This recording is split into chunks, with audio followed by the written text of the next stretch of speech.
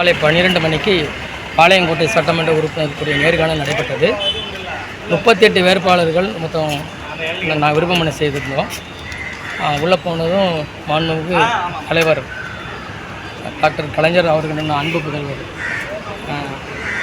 மு.க. ஸ்டாலின் அவர்கள், முதலமைச்சர் அவர்கள் எங்களிடம் ஒவ்வொரு வருடம் தனியாக பேட்டி முடியாது, அதனால் நான் மொத்தமாக சொல்லிடுறேன். அறிஞர் அண்ணா காஞ்சிபுர பட்டு சேலை பீரோவில் எவ்வளோ தான் இருந்தாலும் ஒன்று தான் முகூர்த்தத்துக்கு எடுக்க முடியும். அதை மாதிரி இங்கு ஒரு வேட்பாளர் தான் நாங்கள் தேர்வு செய்ய முடியும் என்று நான் சொல்கிறேன். அனைவரும் நீங்கள் ஒத்துழைப்பு கொடுக்கணும், வெற்றி பெற செய்யுங்க சொன்னார். அடுத்து மாவட்ட செயலாளர் அப்துல் வகாப்பிட்ட மாவட்ட செயலாளர் என்ற அடிப்படையில் தொகுதியை பற்றி சொல்லுங்கன்னாரு. அவர் தொகுதி நிலவரம்னு சொன்னார். முன்னாள் அமைச்சர் மைதீன் கானிடம் தொகுதி நிலவரம் சொன்னார்.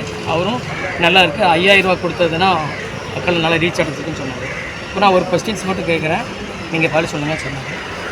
விஜய் கட்சியை பற்றி நிலவரம் எப்படி சொல்கிறாங்க வெளியிலன்னு சொல்லி கேட்டாங்க. என்ன சைலண்டாக இருந்தது, யாரும் எஞ்சிக்கலாம் உடனே நான் இருந்து சொன்னேன். இஸ்லாமிய சமுதாயம் வாழக்கூடிய மேலப்பாளையம் பகுதியில் விஜய் கட்சிக்கு ஒருவர் கூட இல்லை, அங்கு எந்த விதமான இதுவும் இல்லை. அதுபோல் பாளையங்கோட்டையில் 2600 வழக்கறிஞர்கள் மொத்தம் இருக்கிறோம். 2500 வழக்கறிஞர் சங்கத்திலேயே எல்லாருமே அதிகமாக பேசிக்கிறது திராவிட முன்னேற்ற கழக ஆட்சி தான் வரணும், இது எந்த மாற்றமும் இல்லை, 200 சீட்டுக்கு மேல் வெற்றி பெறும் சொல்லி எல்லோரும் பேசிக்கிறாங்க. அதனால் நீங்கள் எல்லோரும் எனக்கு ஒத்துழைப்பு கொடுத்து அதை மீண்டும் ஆட்சி நம்ம எல்லோரும் வருவோம். பதவியே இல்லாத நீங்களாம் எங்களுக்கு உதவி கொடுத்து நீங்கள் ரசிக்கிறீங்க என்று மிகவும் நெகிழ்ச்சியாக சொன்னார். அவரிடம் நானும் பேசினேன், 3வது நபராக நானும் பேசினேன். உங்கள் பேர் சொல்லுங்கள், நீங்கள் என்ன பண்ணுங்க? பேர் எஸ்.எஸ். அபுபக்கர், வழக்கறிஞர், நெல்லை மாவட்ட திமுக வழக்கறிஞர்களுடைய முன்னாள் பொருளாளர். Okay, super. தலைவர் அவர்கள் எங்களை எல்லாம் அழைத்து அன்பாக பேசினார்கள்.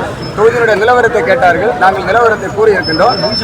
தொகுதியில் புதுமுகத்துக்கு வாய்ப்பு கொடுக்கும் போதைக்கு எங்களுக்கு வெற்றி வாய்ப்பு அதிகமாக இருக்கும். 40 to 50,000 ஓட்டு வித்தியாசத்தில் கழகமானது அந்த பகுதியில் வெற்றி பெறும்.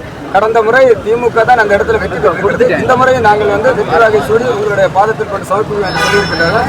ஒட்டுமொத்தமாக நாங்கள் கூடியிருந்த எல்லாருமே சொன்ன கருத்து என்னவென்றால் புதுமுகத்துக்கு வாக்கு கொடுக்க வாய்ப்பு இந்த முறை எங்களுக்கு தர வேண்டும் என்று கேட்டிருக்கிறோம். தலைவர் அவர்கள் கனிவாக கேட்டு எடுத்துக் கொண்டார்கள், பரிசீலிப்பதாக கூறியிருக்கிறார். இப்போ நீங்கள் கேட்டு 19வது தொகுதிங்கிறது தொகுதி மாவட்ட செயலாளர் கீழே இருக்கிற இடத்துல நீங்கள் புதுமுகன் அவருக்கு முதல் கேட்டு அவர் வேற தொகுதியில் இருந்தவர். வேறு தொகுதியில் இருந்து அவர் 2 முறை நாங்கள் தலைவர் உத்தரவின்படி நாங்கள் 2 முறை அவருக்கு வாக்களித்து நாங்கள் சட்டமன்றத்துக்கு அனுப்பி இருக்கின்றோம்.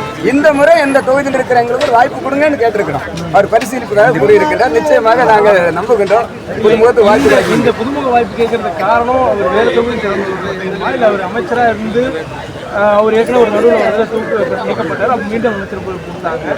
என்ன காரணம் இல்லை, கட்சிக்காரர்கள் வேகமாக வேலை செய்வதற்கு அப்போதைக்கு அந்த புதுமுகங்களுக்கு வாய்ப்பு கொடுப்பதற்கு வேலையில் அதிகமாக ஸ்பீடு ஏற்படும். அதுக்காக இந்த முறை கழக தொண்டர்கள் அதிகமாக வேலை செய்ய வேண்டும், ஸ்பீடாக வேலை செய்ய வேண்டும், மனக்கவலை இல்லாமல் வேலை செய்ய வேண்டும். அதுக்காகத்தான் நாங்கள் புதுமுகங்கள் நாங்கள் கேட்டிருக்கின்றோம்.